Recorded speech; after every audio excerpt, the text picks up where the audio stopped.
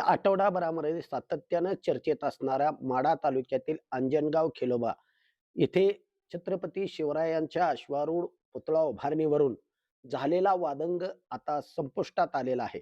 प्रशासन आणि काही पदाधिकाऱ्यांच्या मध्यस्थीने हा वाद संपल्यानंतर आज कोल्हापूर परिक्षेत्राचे पोलीस महानिरीक्षक सुनील फुलारी यांनी अंजनगाव खेलोबा येथे भेट दिली आहे आणि त्या भेटीनंतर त्यांनी पत्रकारांशी केलेल्या चर्चेनं आता या प्रकरणामध्ये नवीन ट्विस्ट आल्याचं आपल्या समोर आलेलं आहे. नमस्कार, मी सुधाकर कवडे आणि आपण पाहतोय परफेक्ट न्यूज.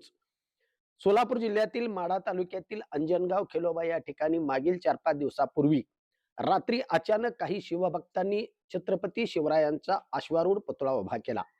सकाळी मात्र या पुतळ्यावरून येथील ग्रामदैवत खेलोबाचे पुजारी आणि शिवभक्तामध्ये काहीसा वाद निर्माण झाला. बघता बघता या वादाचं रूपांतर वाढत गेलं आणि या वादाला जातीयतेचा रंग देत काही लोकांनी हे प्रकरण जातीयवादावरती नेलं आणि महाराष्ट्रामध्ये या प्रकरणानं खळबळ माजवून दिली होती. 4 दिवसामध्ये मराठा समाजाच्या कार्यकर्त्यांनी शिवरायांचा पुतळा तिथेच राहील अशी भूमिका घेतली, तर धनगर समाजाच्या कार्यकर्त्यांनी खेलोबाच्या मंदिरासमोरील छत्रपती शिवरायांचा अश्वारूढ पुतळा तिथून हलवल्याशिवाय आम्ही आंदोलन थांबवणार नाही असं सांगत सोलापूर कुर्डवाडी रस्त्यावरती ठिय्या आंदोलन केलं.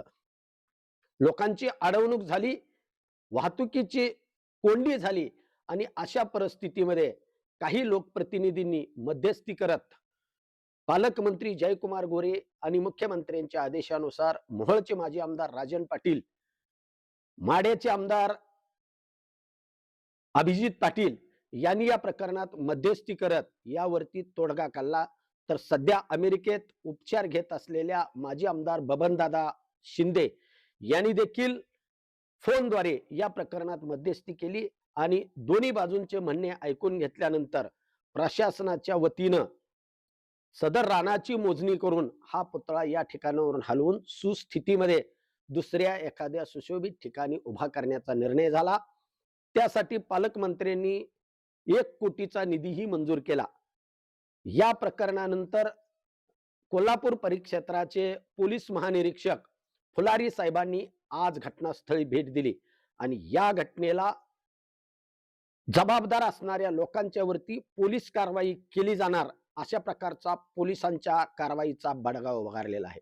या घटनेमध्ये चिथावणीखोर भाषण करणारे लोक किंवा बाहेरून येऊन इथल्या लोकांच्या मध्ये असंतोष निर्माण करणाऱ्या लोकांच्या मध्ये भीती निर्माण झालेली आहे. या घटनेबाबत पोलिसांकडून तब्बल 6 गुन्हे यापूर्वीच दाखल करण्यात आलेले आहेत.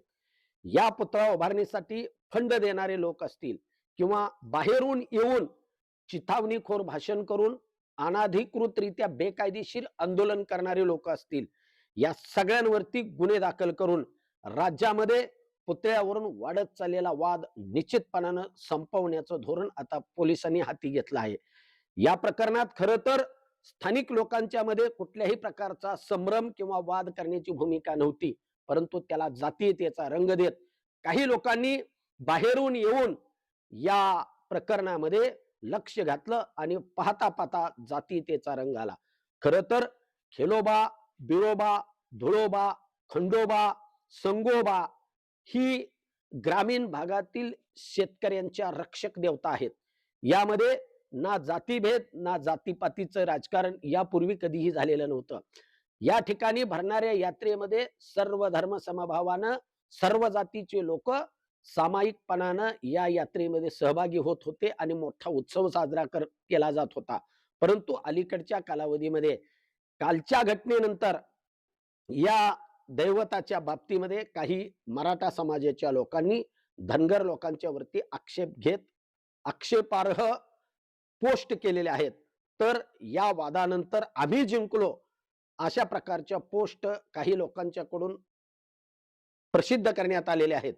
या मागे असणाऱ्या जातीयवादी शक्ती शोधून काढून पोलीस त्यांच्यावरती कारवाई करतील. जिल्हा पोलीस प्रशासनाने या प्रकरणामध्ये पूर्ण लक्ष घातलेलं असून ते कोणालाही सोडणार नाहीत अशा प्रकारचा सुतोवाच फुलारी साहेबांनी दिल्यामुळे या प्रकरणामध्ये राजकारण करून जातीयवाद आणणाऱ्या लोकांचे धाबे दणाणले आहेत.